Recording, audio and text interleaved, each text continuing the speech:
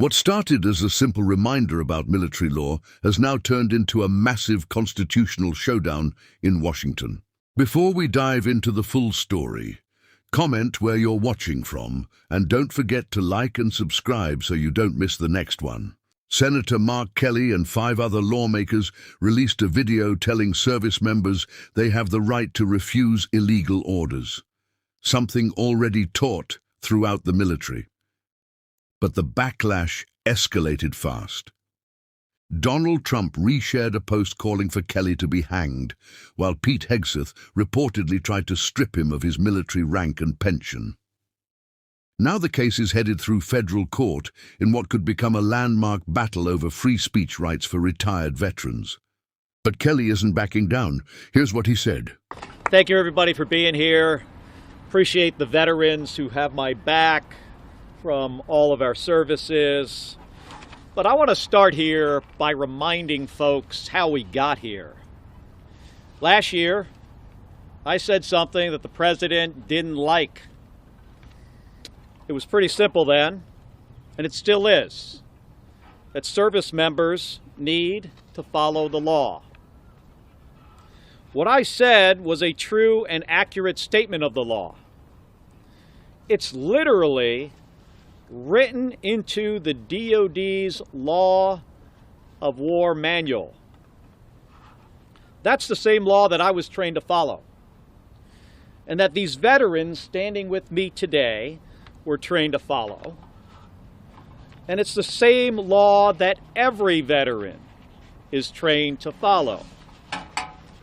And in response, the president said I should be prosecuted and hanged. Then he tried to throw me in jail. And then Pete Hegseth, the Secretary of Defense, tried to censure me, demote me, and take away my pension. All for something I said that I had the right to say as a senator, as a veteran, but most importantly, as an American. But we all understand that this is not about me. They're trying to send a message to other retired veterans, and really, to all of us.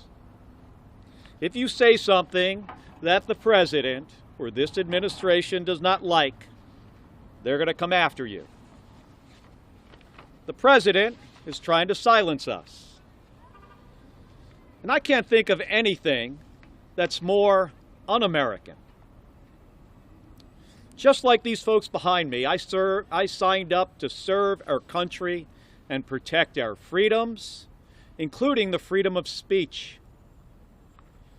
Most of us joined to be part of something bigger than ourselves, to protect and serve the country we love. I know Donald Trump doesn't understand that. And he doesn't understand us.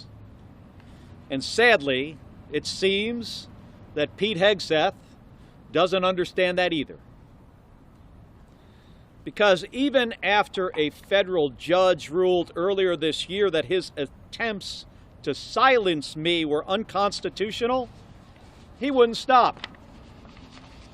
And today, this administration argued in federal court that not only do I not have the same freedom of speech rights as other Americans, but that the millions of other retired veterans across the country don't either, including many of the individuals standing beside me today.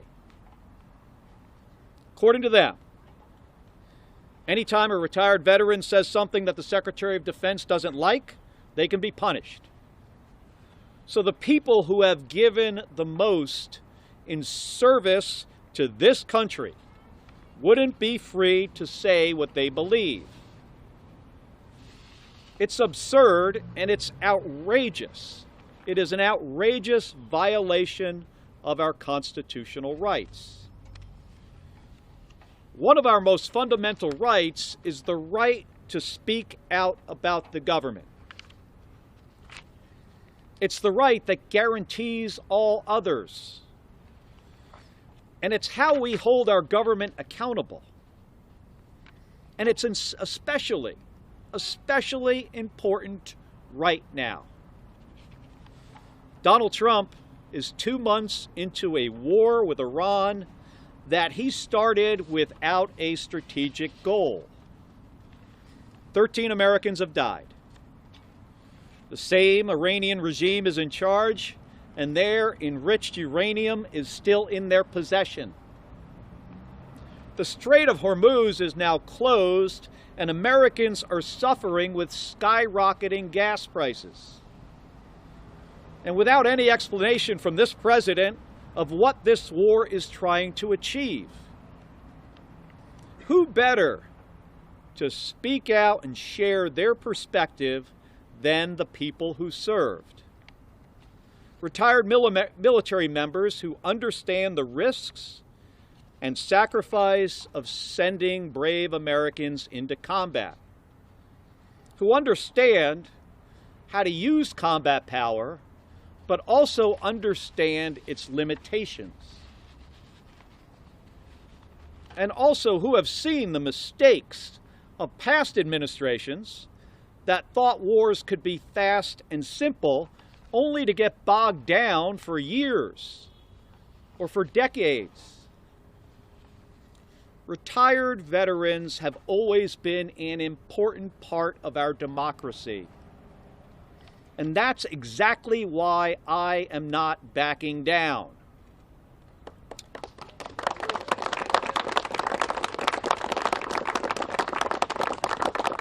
After 25 years in the Navy, I've given too much to this country to be silenced by an administration that does not want to be held accountable.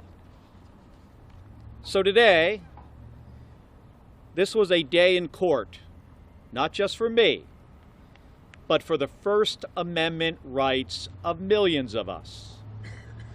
This administration has bullied and coerced the press, private companies, and universities. The list goes on. But in this case, the President and the Secretary of Defense picked the wrong guy. Because when it comes to our most fundamental rights, I will not back down. Given what's at stake, I appreciate the judge's quick and careful consideration in this case. We have the Constitution and the law on our side. And I've never been more confident than I am today, standing here with my wife, Gabby, my daughter, Claire, and the guy who I flew almost all my combat missions with, Paul Fujimura, but also with these brave men and women who served our country. Don't give up the ship. Bravo.